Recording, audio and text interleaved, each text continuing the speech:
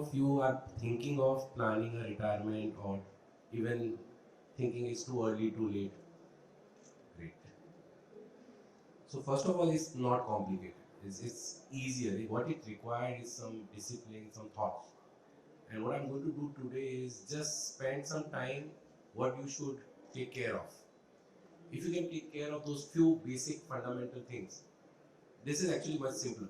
What happens is that we make some fundamental error while doing this particular process. So my entire effort today is to just give you some thoughts and some ideas which will help you. I'm not going to make it too complicated for you to really saying that okay, you do this and calculate this and that. The idea is very simple. Get your basic fundamental things right, and what are the important things which you need to factor in this particular exercise. So to start with, uh, you guys, yeah, so this is what we will cover. Now, when you look at this and you say, what do you mean by retirement? For all of you, the definition of retirement will be, materially different, right? Uh, what you really do in retirement is, when you're looking at a retirement, a guy at the age of 40, if he thinks of a retirement, his definition of retirement will be materially different. I'm 40 years old, my kid is still working or studying, I need to take care of his higher education, then I'm going to take care of my parents, hospitals, this, that. So the way he look at retirement is so different than a guy who's in 50s and 60s. So you can't say that retirement means only post-retirement regular income. It includes both. You have to plan from your current date till the retirement. And the life expectancy in India is now closer to 80. Now, if you're at 80 and you're thinking of 20 years, 25 years is what goes in the education, you work for another 30, 35 years. And if you're a good, healthy guy, assuming that we take care of ourselves, there can be another 30 years post retirement for you to take care of. So, the life beyond retirement is equally important. So you just can't think that okay, I'm 60 now, I'm retired, my life is done. Now there is an entire life beyond that 60. So you need to be mindful. So the first and foremost important is that there will be change in your lifestyle. What time you spend today and what time you spend post retirement changing, right? You will have more time for your family. You can do a lot of hobbies. You can do a lot of activities. So it's your first thing is that there will be material change in your lifestyle and your need as you plan retirement. Uh, the other one which I just covered is the same thing, right? It's your ambition, something which you wanted to do in your life but you are not able to do right now. Whether it is a time or whether it is money, or you just want to do something specific. Now, all those things you can fulfill in your retirement life. So, if you plan accordingly, you are equally prepared yourself for all those dreams which you want to make sure that they come true, right? Whether it is a travel, world travel, doing some stuff, doing some religious stuff, doing some what we call a philanthropy work, all those things become part of retirement. So when you think of retirement, it's not just about making sufficient to just do a day-to-day survival. You have to also factor in what you really need to do to keep yourself engaged. There is a good 12 hours in a day which you need to be engaged. So when you do a retirement planning, you have to also think what will keep you engaged, right? And that also need to be considered. So we, for it, rather than saying that you need to be engaged, we say it's you have more time for relaxations and your hobbies and all, and you need to plan for them. If you really want to do all that, what you need is a financial planning. You just need to plan yourself well and broadly think that what you want to do is this corpus sufficient and do I have sufficient money to really make this happen. Uh, Always say, okay, whether I should do now, whether earlier is better. Obviously, earlier is better. The earlier you start, you have more time to compound and more time to save. But obviously, there are other commitments. At the same time, you need to do a estate plan. It's not about all of it will go, right? There will be some plan for your children's, grandchildren's, and what you want to leave behind as your legacy for the family. All that need to be planned. Now, when all this happens and what I just mentioned, what will come to your mind? And there will be so many questions. Any questions which you will have, if you want to say, I think I'm more than happy, and I already prepared my questions. Typically, what a typical guy who is going to retire and think of. But if you have any questions, more than happy to hear from you guys. What we say is that simply the typically the questions which we get from guys in the 50s, making it easier for me. Somebody who's in late 40s, early 50s is the time when he starts actually really very serious about retirement, because he can really foresee that 10-year runway for him. So first and foremost, the question comes is, where should I invest my money? I'm going to get my gratuity money, my provident money will come, all that will hit my bank account at the rate of 62. Where should I keep money? What kind of return I will get? That's a typical first question which you get. The second question which you get is this corpus or what I'm going to get over a period of time is sufficient? Is this enough? For you should be able to understand, and you should be able to take a guess that yes, is this sufficient or not sufficient. So it's an important thing to understand that is this really sufficient. The answer whether it is sufficient or not sufficient also depends what is your expected return of that money. If you have decided that I am going to get this money and going to put it to State Bank of India's FD, which will earn me 6%, and I am going to pay 2% tax or a 20% tax, and I am going to earn 5% post-tax, you have to be really think what kind of money you will need. So it's all depend what I'm going to do with the money. So it's money is sufficient or not sufficient also depend what kind of investment and what kind of plan you have and what kind of investment avenues you are going to explore. And there's no free lunches, right? There's nothing free. Everything comes with the risk. The question here is how do you manage the two together? So the second question comes, which is most often, is that is this sufficient? A typical guy will say, यार 1 lakh rupees monthly expense है, साल का 12 लाख रुपए चाहिए, 2 करोड़ रुपया है, 2 करोड़ पे 6% कमाता हूँ, 12% है, मुझे क्यों टेंशन लेना है? Easier, the way to the back of envelope calculation, and they don't even realize that actually that's not sufficient. And I'm going to explain you why that's not sufficient. Even if you believe that on your corpus, even if you earn 5%, you are able to take care of your expenses today, actually that's not sufficient. Yeah? So that's the second part. And typically when these two questions come, the typical is that I don't know who can tell me, whom do I contact, should I go to my bank, should I go to the fund, whether I should do direct equity, mutual fund, should I go to my broker, who will help me? And that's a typical question, right? I'm just adding the questions together.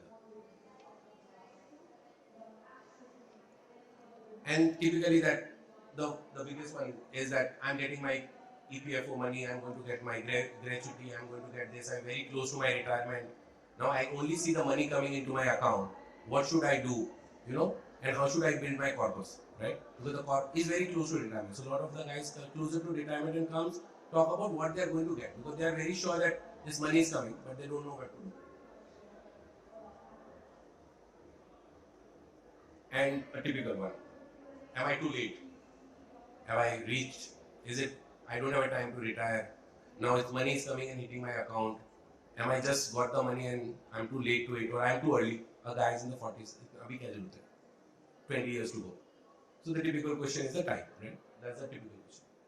So I just try to, and I'm going to answer all of this, and that's the whole purpose of this one, is that we are here to answer what typically you will think of, rather than telling you what is financial planning. And I think if you can get your answers, anybody can do planning.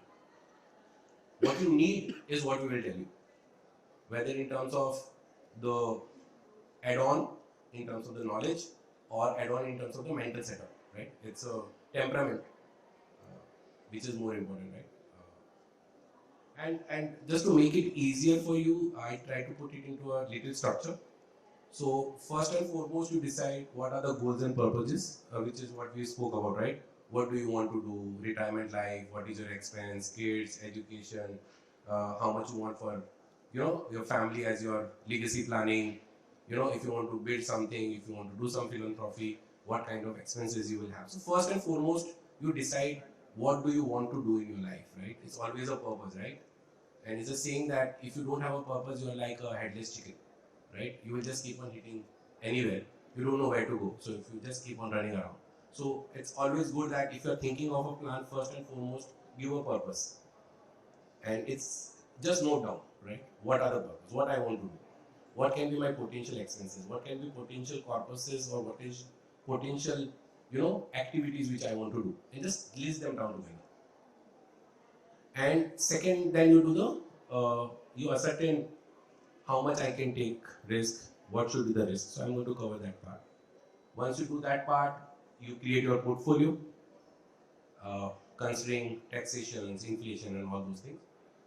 Execute it, you have to review it. Review doesn't mean that every day morning you get up and pick up the phone and say, oh, today I'm down 10%, today I'm up 5%, this is up. That's not review. That's not a review. It's only impulse. More you see, more impulsive you will become.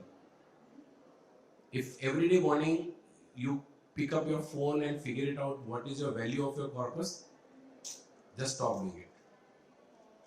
It will make you so impulsive, it will make you so discomfortable, and it will only reduce your risk-taking ability. It will not increase, it will reduce. You will always have that anxiety, and that anxiety will make you take wrong decisions. So when we say review, it means that you look long term. You just think, okay, now I'm 60. Those two things are required. Today I'm spending 1 lakh rupees a month. I need this much. What is my corpus this much? What can I be earning of this much? Is this sufficient? Is sufficient, close it. Okay, it's not sufficient. Do I need to do a change? Now that change can get executed over a period of 6 months. That's not a problem. You don't need to just, because you reviewed today, you don't need to execute. You can plan your execution. You can plan your rebalancing. But that doesn't mean that every day morning you need to do. So it has to be a periodical review, but objectively. Not just, oh, my portfolio is down 10%. That's not a review. That you're only looking at the data. That's not a review. Yeah? And you do the rebalancing and you go. So this is basically the structure. I thought I'll just try to put this into a structural form so that what you really do. I'm going to cover each of them little bit more in detail so that you get little bit more insight into this. The first and foremost, which I mentioned earlier, is the goal and purpose. I will just list down typically the goals what we hear from different guys. It's travel, legacy, retirement, contingency, buying a car, kids education, home EMI, protection, regular income. I'm going to retire. I need 5 lakhs rupees or 1 lakh rupees per month once I retire. I need a regular income. So these are basically the purpose. You just define the purpose. Don't get too much into it. And put it as on today's value. Don't think what will be the kid education 10 years down the line.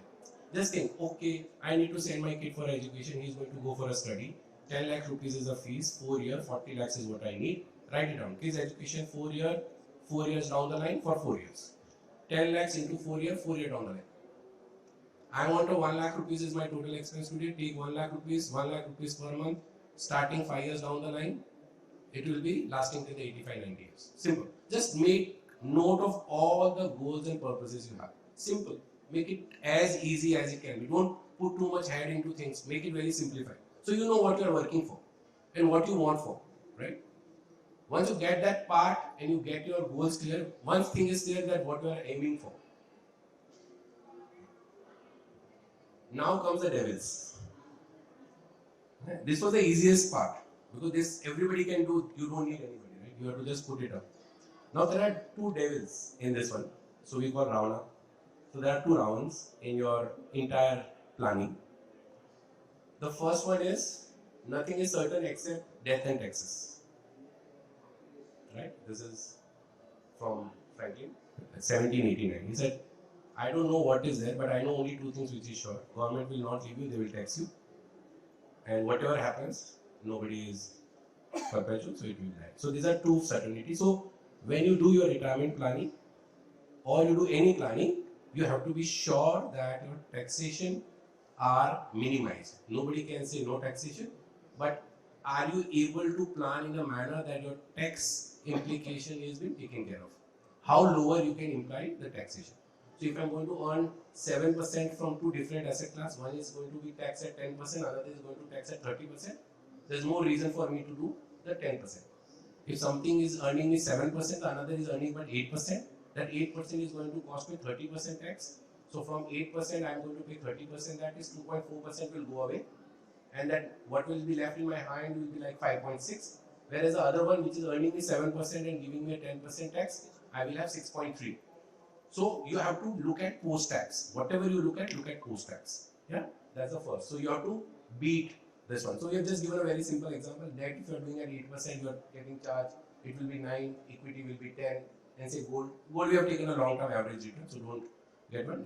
It's a number whichever you like to have. Just you try to give it, because if you take a gold, you have to ultimately pay tax, right? And we are talking about on paper, you buy ETFs and all those things. Now, other side of the problem is the inflation. Some of you understand inflation, so I don't need to tell you, but it's a bigger devil than even taxation. And it really hits hard. So, which is the wonder? The best wonder for a financial saving is a compounder, right? The 8th wonder for us is a compounder, right? 7% 1 becomes 107. The other side of the same is inflation, which hits our expenses. Because our expenses also compound the same speed, right? So it's the same wonder which works on both the sides, but when you're doing a financial planning, it hits you on the other side. Okay? A typically, say example, today your expense is 100 rupees. And if you are a 4% inflation, that 100 rupees will become 104 in 1 year, in 5 years become 122, 10 years it is like 148, and 15 years 180. So today, if you are spending 1 lakh rupees, your expense will become 1.8 lakhs.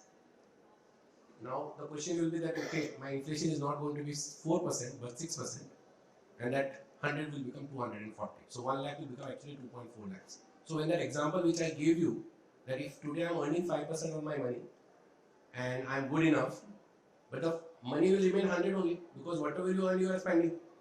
So 100 will remain 100, but now on 100 I don't need to earn 5%, but I need to earn 10%.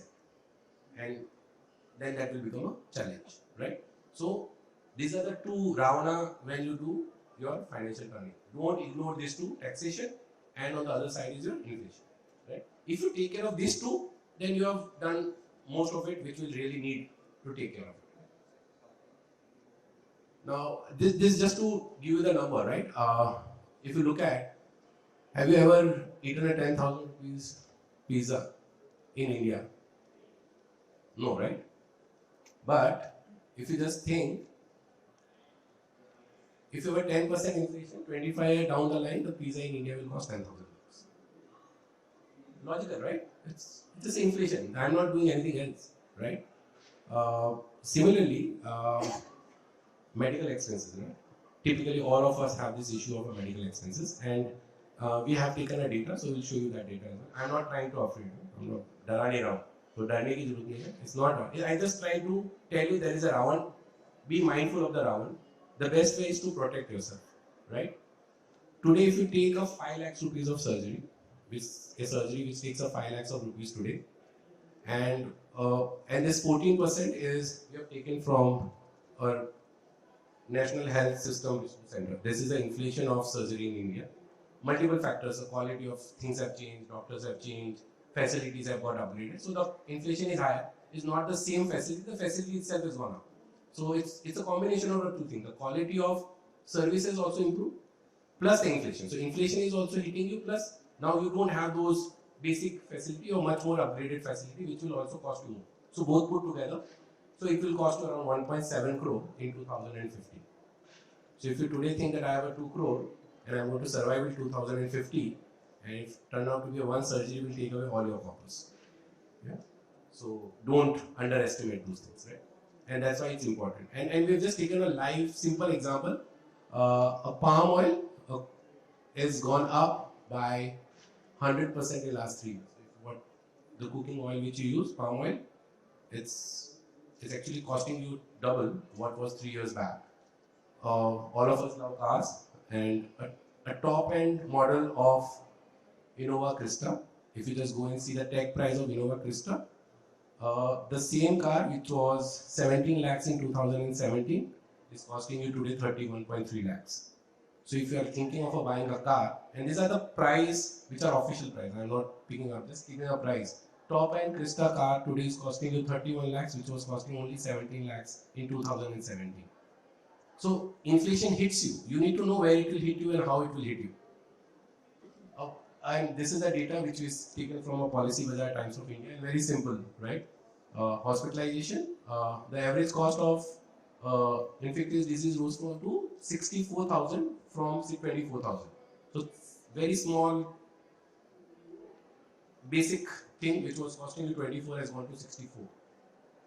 Is in just 6 years. So what I'm trying to make a point is that you need to be mindful. They will come and hit you, and they will hit you when you really don't want them to hit you. And so you have to be prepared, right? So that's a simple. Now I here try to do this part for you in simplified form. Somebody will come and say you should have a 60-40, 40-60, 60-20, 80-20, whatever it is. That's not relevant. What is relevant is you have to do your planning. You should know what is your expected return.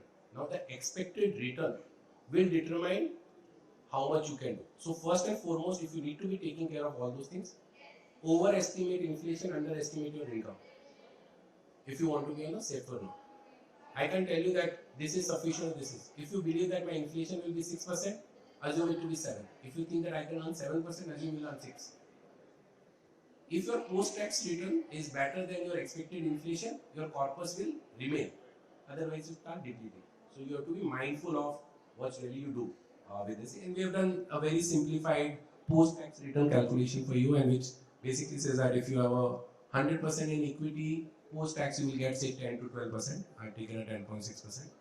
Long-term averages, we've taken 10 years average return of equity. We call it rolling return. We don't take a 1 year point-to-point return, we take a rolling return. If you might have invested in a pure debt, after tax you will earn somewhere around 5%, right? And it's a very simple thing is that what will be your combination, what return will be. So if you have pure equity, you will say around 10.6. If you have pure debt, you will make 4.9.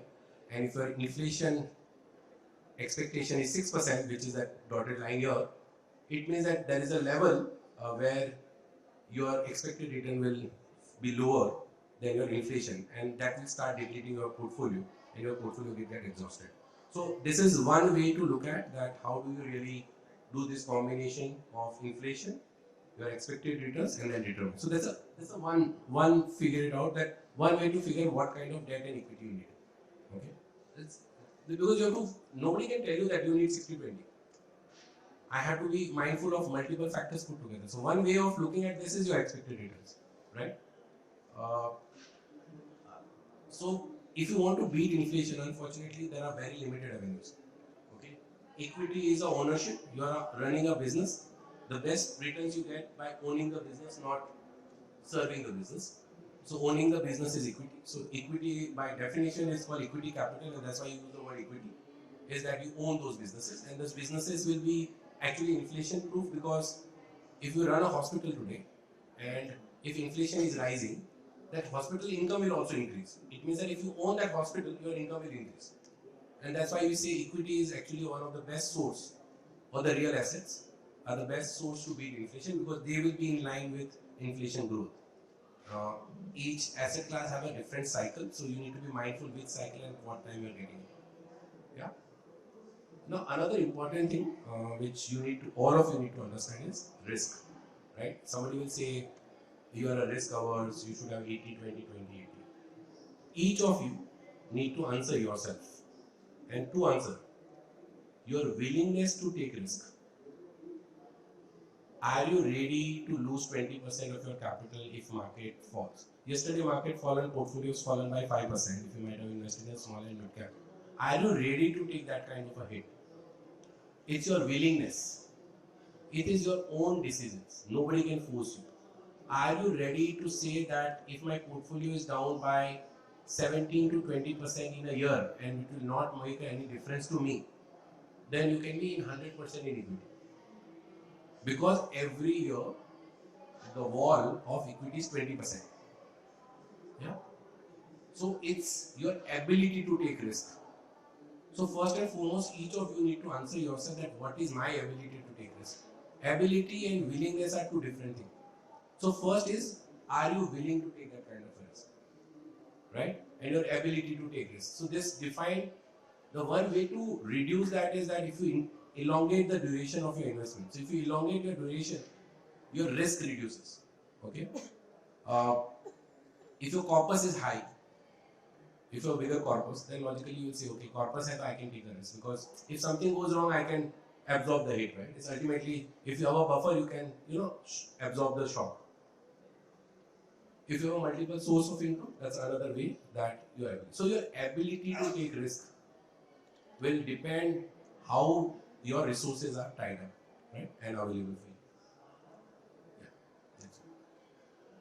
you. Second thing was the willingness, right? So willingness and ability, right? So one is that, are you able to take a risk? So which I explained you, if you have a corpus, if you have a multiple source of income, you have ability to take risk. Willingness to take risk is a pure personal stuff. I may have a corpus, I may have money, I can take a risk, but I don't want to take a risk. Because I get impulsive. Heart attack थोड़ी लाना है, easy रखना, life को easy रखना, right? We are here to buy peace of mind, right? Money is here to buy peace of mind. Money is not here to create anxiety. Okay? More time. So you do all these things, what ultimately it does? It's what we say here, money is time. Because once you have the money, you are able to buy time and you are able to do things. So you don't make it, tough for you to take those decisions which will make you anxiety. So first and foremost, reduce that anxiety. In whichever forms and shapes it comes, just take it off. Okay? Spend time, quality time with your family, and don't get too much anxiety about the corpus. You can't do much, right? Every day morning you can't, just looking at the price will not make you richer or poorer, right? So these were the two things. I just to one of the way to reduce the impact of this volatility and take care of your impulsive decisions or your impulse is time. Everybody will say, okay, time karo, long-term investment equity. Why they say that equity is a long-term investment is very simply that what we have done is that we have taken a data from 2014 to 2023 and we've taken 1 year annualized return. It means that you are invested on 1st January 2024 to 1st January 2025. 2nd January 24 to 2nd January 25. For the last 10 years, we have seen that if you might have invested your money for 1 year only, what can be your return? And the numbers are very simple. The maximum you might have made return in any of these period for a 1 year was 94%. So there was a period from 1 year you made your money double. Okay? And there was a 1 year in which you lost 1/3 of your capital. Right? On average, you made 13% return. Your median was 11.5%. Right? So if you look at 1 year, you can make your money double. You can lose 1/3 of your capital. You will make around 11-12% return. Right? Go to 3 years.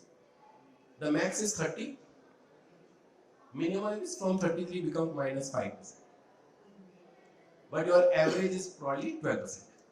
So if you are invested equity at any point of time in last 10 years with a 3 years time horizon, it means that I have taken those 3 years, 14 to 17, 1st Jan to 1st Jan, 2nd Jan to 2nd Jan, and like taking out how many, because you will make an investment in multiple point of time.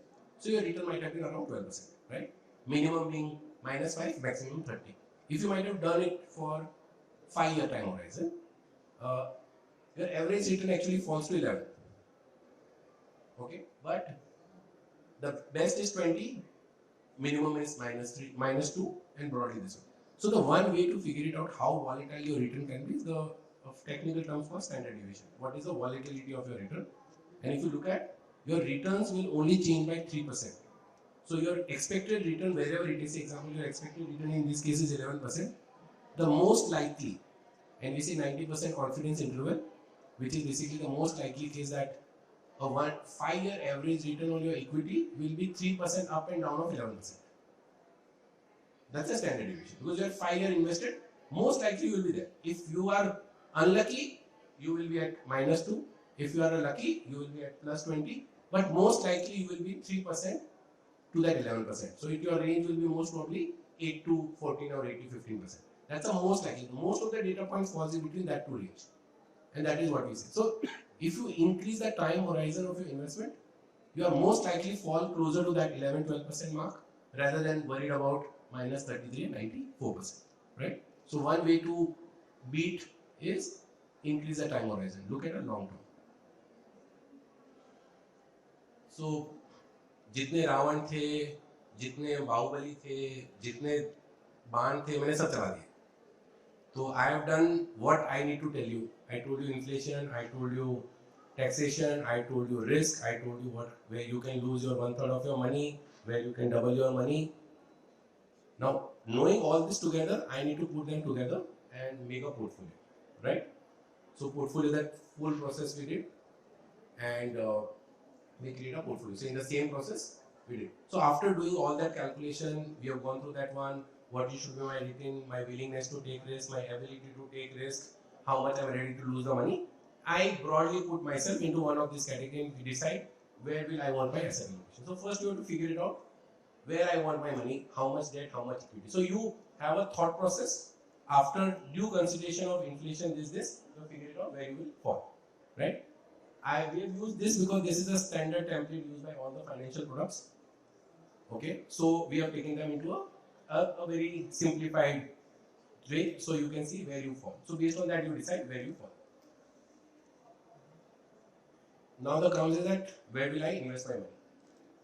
ये तो सब बता दिया मैं करूँ क्या? So first and foremost, if you are doing a retirement planning, the most obvious question comes, and if you might have realized that there is nothing called stocks. Have you noticed?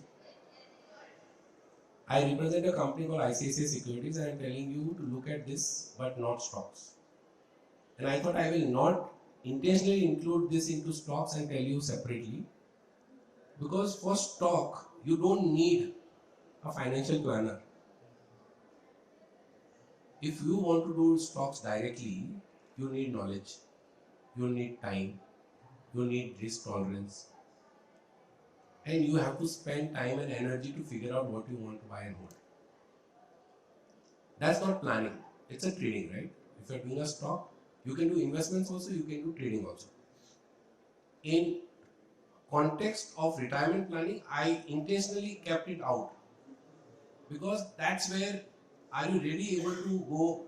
मेरे भाई ने बोला मेरे को ले लिया कल वो डबल हो गया, वाह भगवान का दूध हूँ, ऐसा होता नहीं, right? It's not, right? You should not get fooled by the randomness, right? Today you touch anything, the stock goes up by 20%. That's not geniusness of yours or mine. I told you or you bought it. Both of us are fooled by random only, because nor I did the study nor you did the study.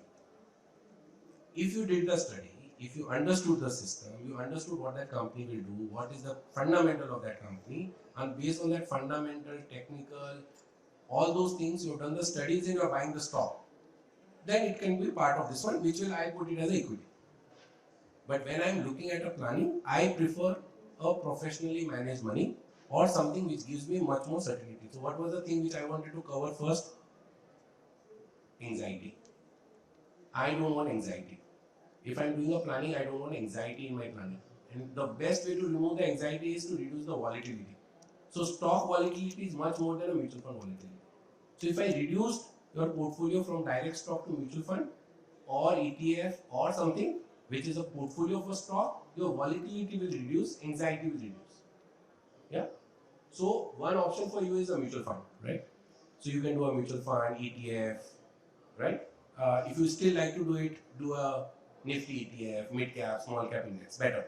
At least the volatility will be lower than a direct stock. Another one is a fixed deposit. All of you know, right? I don't need to tell you fixed deposit. You do corporate or bank. You can do bonds, Government of India bonds, corporate bonds, whatever you like. I'll cover the protection part separately.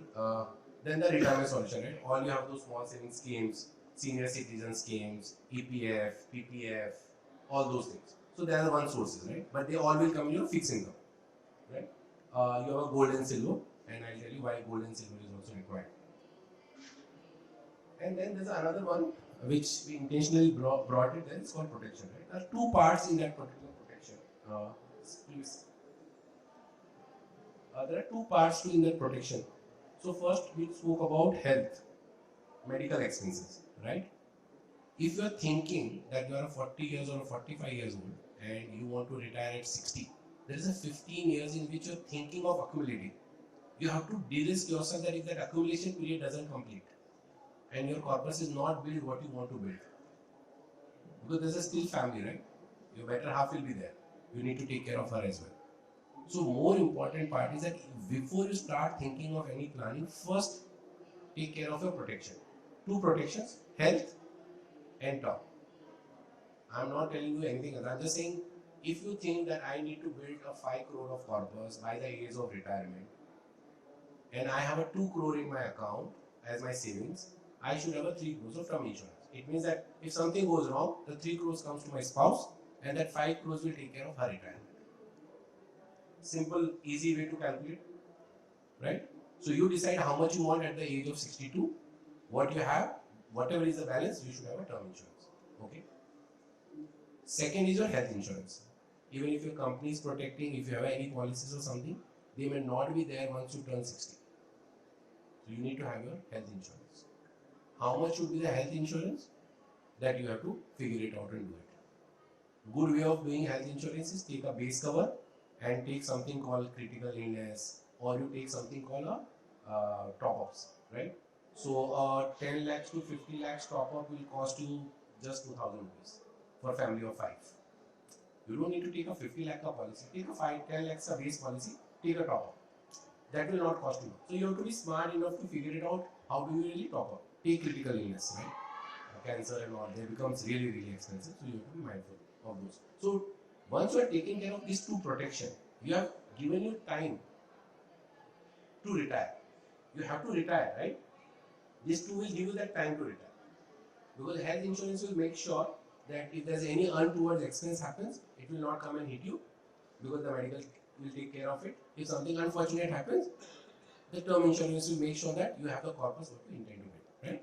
The two parts you take care, and post that the entire planning will take care, right? So I thought I'll do, when we do asset allocation, and hence I got Namrata with me. She does for a lot of our clients the planning, and I'm going to hand it over to her to tell you how she does, what she does, and she will do a one case study. I don't know how much time I have. I have 9 minutes. Oh, I have 9 minutes. Great, thanks. So she's going to quickly cover these 2-3 parts, and then we'll take it forward for Q&A. So Namrata, maybe in 5-6 minutes if you can cover. Yeah. Sure. So good morning, everyone. I think Bharat has tried to highlight the fact that something that you think of, retirement planning is not such a cumbersome process. It is something that we should do, but in a way that, so for example, if you plan a marathon journey, you will have roadblocks, you will have setbacks, but if you make it till the end, that is what matters. The similar is the process for your portfolios. So while you're doing your financial plannings, you could have certain biases, you could have inflation taxes that could eat up the purpose. But eventually, if you plan it correct, you will be able to ensure that you have enough corpus till the end of retirement. Now, the point that we'll be looking at is, why do you need to trust an advisor for doing your planning? So a lot of factors come to play while you're doing a portfolio decision.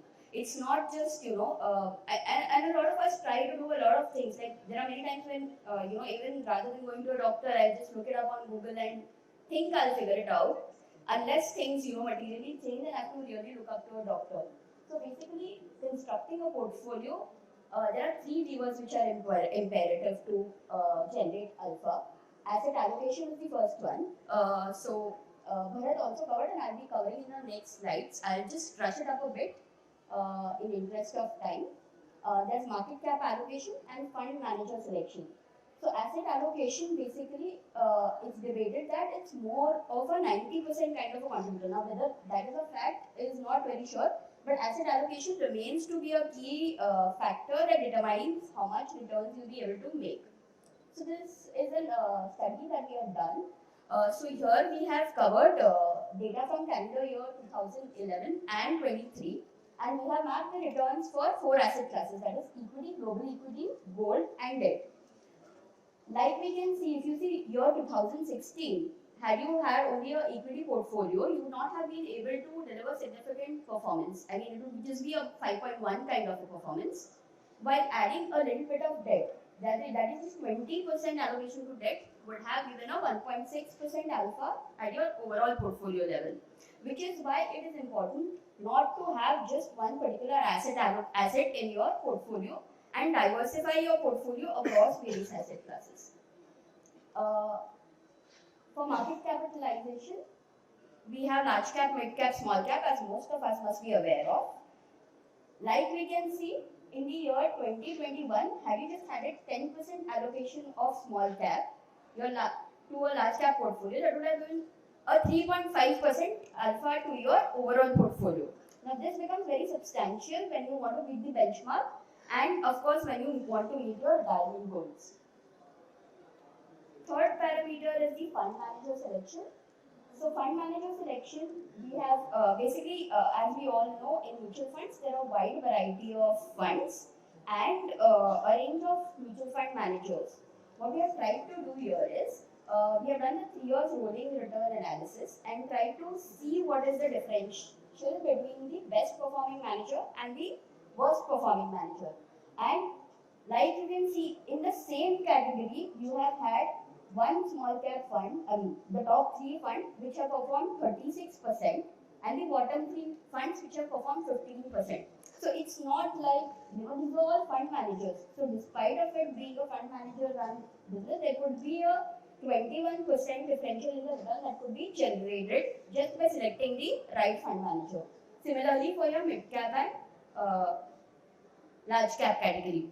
So basically, these 3, according to us, are key levers to generate alpha to your portfolio. Yeah, हमारे पास कुछ के ना ऐसा नहीं है कि that we just cook it like this and we get it. So we only have a 3 levers to generate alpha. Either we get your asset allocation right, we get your market cap right, and we get a right fund manager. This combination of the 3 is what we can add value. So as a financial advisor, if Namrata is trying to bring, she can bring these 3 to generate that alpha value. So at ICICI Securities, basically we have a very robust framework for your equity and your debt selections. So we have an investment strategy which is in accordance with, so we have our MD, our product head, our advisory head, along with external speakers, which we drill it down to the views that we are looking at while constructing client portfolios. Then we have our asset class views, sectoral views, asset allocation, and the investment framework. Of course, we study the fund manager track record. We have this concept of focused products, which after drilling down through this process, we are able to come out with the focused products. And there are various other parameters like fund house and portfolio management, due diligence, etc. So which enables that wherever you are investing is in the right hands, and just by chance if something is gone wrong, it is corrected in due course of time. For fixed income, we follow the SLR principle, so it's safety, liquidity, and returns. I think they are more or less self-explanatory, so we ensure that it's a fixed income investment, so it's safe, there is liquidity to it, and you are able to generate debt kind of returns from these investments. So there are no free lunches, which I mentioned, right? So even if you are doing fixed income, there are risks which you take. First, you compromise on safety.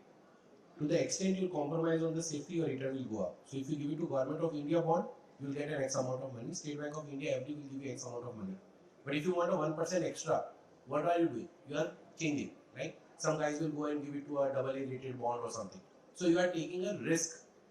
Okay, that's the safety. So you compromise on the safety, you get the additional return. So there are no free lunches.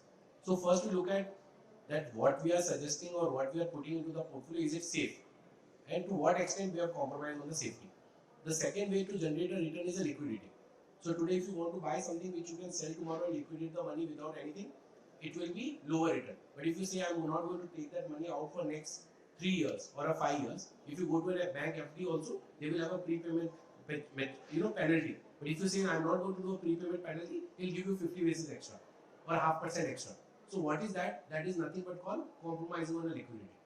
Okay? Based on the compromise you do on safety and liquidity determines what kind of return you will get. So our framework is that first we look at safety, then we look at the liquidity, and if the portfolio can take this kind of a risk of compromising the safety and liquidity, is this product providing me a commensurate return or not? If so, it's always safety first, then liquidity, and then return. Return doesn't determine whether this should be in or not. Safety and liquidity determine whether this should be in or not. So we now just take a sample case study to see the entire process. So basically there's this client who has these post-retirement expenses, so about 36 lakhs. He has a child, so he is planning for his education. He needs 40 lakhs at the age of 52. So he is currently 42. He needs it at the age of 52. Then the child's marriage is to be planned, so that's about 30 lakhs. Then he wants to renovate his existing house, so that is about another 20 lakhs. He wants to purchase a car, so that's 40 lakhs, and there are medical expenses, so about 1 lakh per annum is what he is projecting. Now, like we had seen previously, it's very important to take inflation into accounting. Now, we have this proprietary tool which for some reason we cannot show here as in the Excel cannot work. But we get directly by entering these numbers, you can change the requirements and whatever inflows you are expecting, and you are able to determine. So here you see this table where you can determine what is the amount that you need to invest if you are looking at these particular interest rates, and this is the kind of amount that you require monthly post your retirement. So this clearly gives you an idea. So for example, if I had say about 7 crores odd, and I wanted to meet all my goals, I would think of an 8% kind of return, and that would suffice my 3 lakh per month requirement. So basically, that is the kind of, so basically, once the first time that you think of doing all this, you would not really know what is the kind of corpus that is needed, what is the, rate of interest that you should be making to ensure that your goals are aligned. So this is the entire cash flow. So as you can see, This is the cash flow that first case you said, right? Children's education, marriage, medical expenses, this one. slide is So what for we- this slide, what she's done is that she's created a annual cash flows. So these are the cash flows which get reflected here. Now if you could just want to see one sample, we see a 50 at 56, he needs 30 lakhs today for his child marriage, right? Now if you've not accounted for this, at 56, he actually makes 1 crore 16 lakhs because of the inflation amount that has got added. So taking into You'll finish in one. account inflation and returns is very critical. So what we are trying to do is marry all the three, and here we've got to know that he needs to invest about 6.72 crores at an 8% rate to, and assuming a 6% inflation, to ensure that he meets his goals, which means that at the end of his life, which we are assuming to get 90 years. So all the assumptions here need to be quite more conservative than the actuals, so that your investments actually can outlive you and it doesn't happen the other way around. So we don't have time. that is, yeah. So, guys, thank you. I think our time up. We red light here.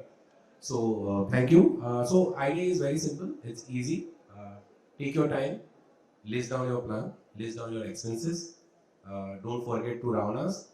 Make sure that you don't get hit by either of them, and don't go to Lanka and get yourself injured. So, don't go there. Stay away from them. And at the same time, just make sure that your corpus is sufficient, right? It can be equally painful. Your corpus get exhausted because if you're not planning it well, it will exhaust. And once it starts exhausting, or you're on the brink of getting exhausted, it will be very difficult to come back as well, because that's really you can't do much, right? Because once the corpus get exhausted, your source of incomes are already dried up. So it's very, very important that you plan well. Make sure that you do spend some time. Take your weekend, put up paper, pen, paper, put all these things together, what we've said today, and make a proper sound plan. Have a great second life, 40 after 40. The way we say is that there's a 40 years after you turn 40. So you have to start thinking that there's a 40 years once you turn 40. So you have to plan for that. Yeah, great. Thank you. Sorry, I'm not able to take any questions because of the time, but yeah, thank you. We are here if you want to talk. Well, thank you so much, sir, for that wonderful excellence and, of course, explaining us the dynamic landscape of retirement planning. Ladies and gentlemen, in case if you have any questions, kindly please raise your hand. Sir is here to answer your questions. Okay, can we pass on the mic there, please? Yeah, the second last seat, please. So we'll be taking one or two questions. So, yes, our audience do have the questions for you. Thank you. Thank you. Yes, please. Yeah, thank you for the wonderful session. Investment in the real estate, we might get a plot, or we might get a second home, or we might invest in some land or something, right? So I'm not seeing that as an instrument for the investment, right? So are we not considering that as an investment instrument? Yeah, so two parts to it, and why we have not taken that into consideration. First is that it's extremely illiquid, right? Even if you own a plot of land, the day you want to sell, you don't know whether you'll be able to sell or not. And it's my personal experience as well. Right? Second is that the return on the real estate, which we call a rental income, is extremely low. So if you're doing the retirement planning, dependency on a real estate may not be a great idea because first, if you want a liquidity, you will not get a liquidity. You have to do a distress selling. If you keep that property ready, example, you say, okay, I'm going to create a second property. I'm going to put that on rent. The rental yield will be 2.5%. Okay, so 2.5% will not be sufficient for to really take care of it. On top of that, it will require maintenance. It will require upkeeping. As you grow older, your ability to keep up or keep the property ready for occupation by somebody else and really have that rental income is actually low. That's why we have avoided. Have you not thought of it? The answer is not. A lot of that's what I said. If you have a multiple source of income, which is what I said, it gives you ability to take risk. So if you have a real estate, it gives you ability to take risk because you know that I have some income is coming. But can that be a part of a planning based on which you can retire? I think it may become a little bit difficult. We have seen prices going up 10 times. We have also seen prices not moving for the entire retirement life of 20 years, right? And we have seen both in Mumbai. And just one small question. So the return on investment, what we have seen, the percentages, right? Does that include after deduction of tax or Yeah. before? So when we show you Yeah. that 10% return on Yeah. equity, we have adjusted for 10% taxation because long-term capital gain in India on equity is 10%. Okay, thanks. Well, just last question for the day, sir. Yes, please. I'll take one with you. Very confusing here. We have already talked about the investment and all these things. We are already when we face that we are having some, most of people have taken a home loan. So it is wise to first clear our home loan by prepayment or invest somewhere or balancing.